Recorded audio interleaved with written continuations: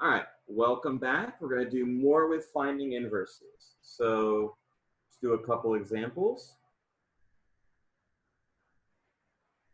Bad lines.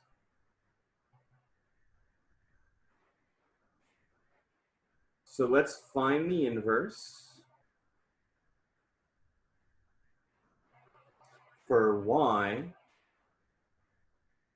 equals 4x minus 3. So now I can easily graph this. Y-intercept of -3. When x equals 1, y equals 1. And I can just draw the line connecting these 2 points. Somewhat. Let's try that again.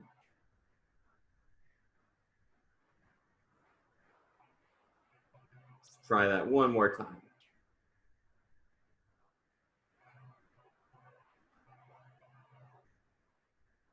All right, that's about as good as it's going to get. Okay, so it easily passes the horizontal line test, and we're just going to solve to get x by itself. Okay, so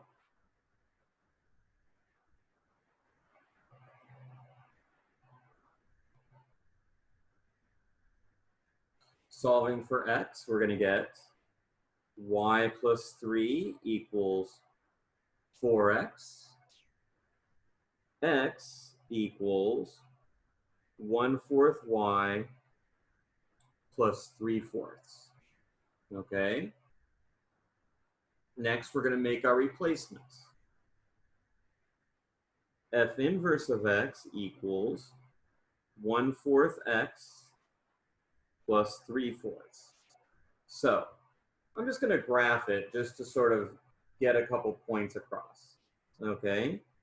3/4 is on this line. And then what should our x-intercept be? Now, if everything's right in the world and we've done this correctly, it should actually be -3. Okay, it should correspond, this point should correspond to a point -3 here. Let's just check. So let's find when f inverse of x equals 0. 1/4 x plus 3/4 equals 0. Well, I'm going to multiply everything by 4, so x plus 3 equals 0. X is -3.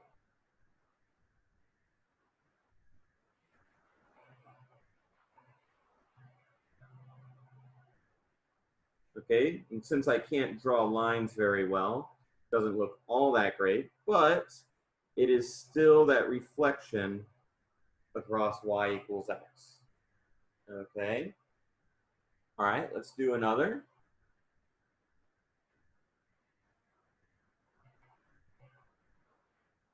Let's find the inverse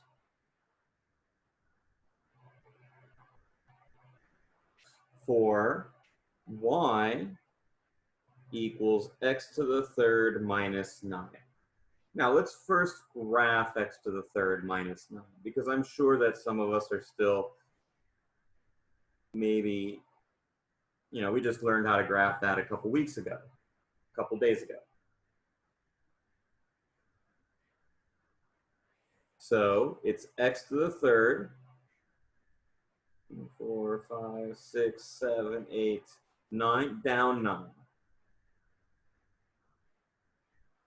Okay, so this graph is going to look like so. Okay, now let's see if we can find the inverse.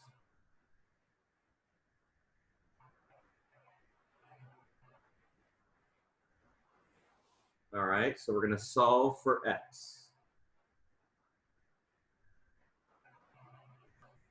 Y plus 9 equals x to the third. Remember, we can take cube roots, okay? Cube roots do take negative numbers. So when we take the cube root, we don't need this plus or minus, okay? So x is going to be the cube root of,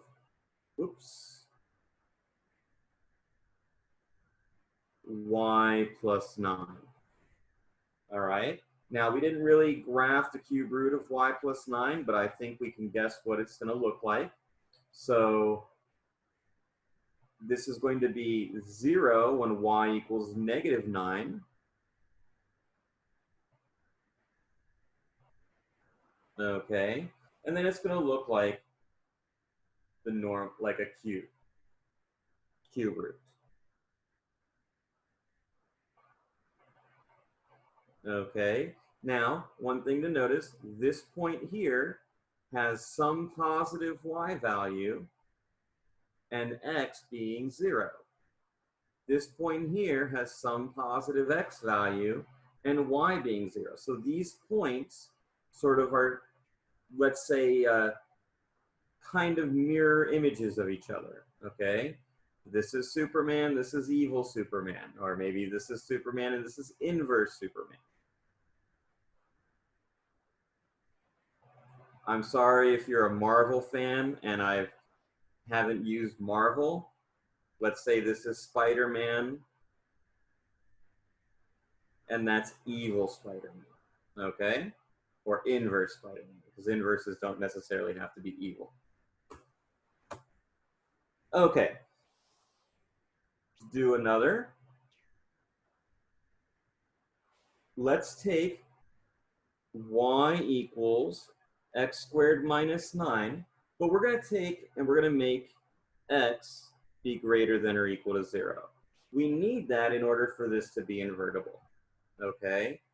We need some sort of restriction here in order to avoid the horizontal line, the dreaded horizontal line test. You know what? I don't like that minus 9. Let's change it to a minus 2. Actually, let's change it to a minus 4. Sorry for those of you following along and scribbling. Oh well, just going to have to learn to live with it.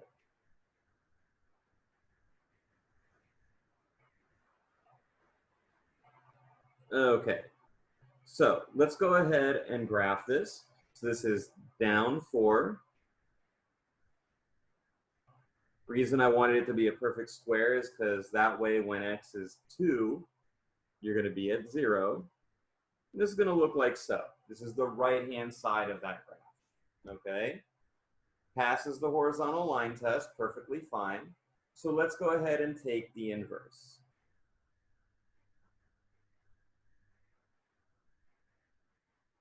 Okay. Y plus 4 equals x squared. We're going to take the square root. Okay, so now when we take the square root, remember, x is greater than or equal to 0. So we only need the positive square root.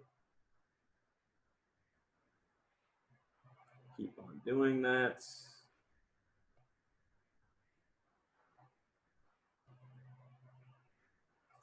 Okay, so now my f inverse of x is going to be positive square root of x plus 4.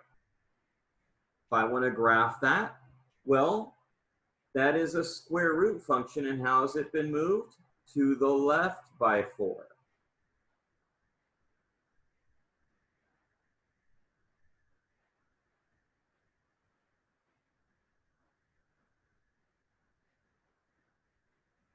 Okay.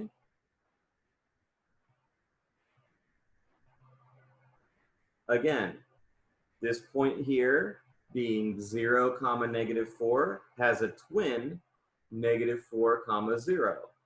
This point here being 2, comma, 0 has the twin 0, comma, 2. Okay. All right. Let's take a look at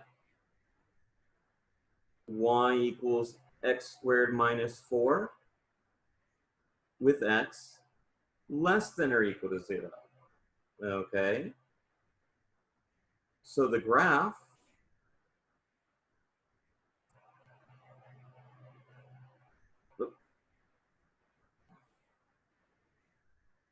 one, two, three, 4 looks like so. passes the horizontal line test, okay? Passes the horizontal line test. Okay, so I can take the inverse. Okay, so let's solve for x. Y plus 4 equals x squared. Now, x is restricted to be less than or equal to 0. So when I take the square root, I'm going to get x is the negative square root of y plus 4, because x has to be negative. Okay, so f inverse of x is negative square root of x plus 4. So that's a square root that's been moved tau. It's been moved to the left 4, and then it's got a vertical flip. Okay, we did that very recently.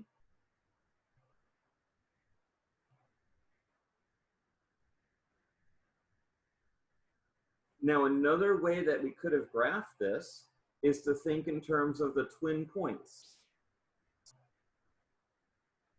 Okay, maybe I'm having trouble graphing this. Okay, and it's always good to have more than one way to think about things. And then try to see if you can get them to match up. But let's take a look. Our original function had this point 0, negative 4. So on our inverse, the function negative 4, 0 should be there.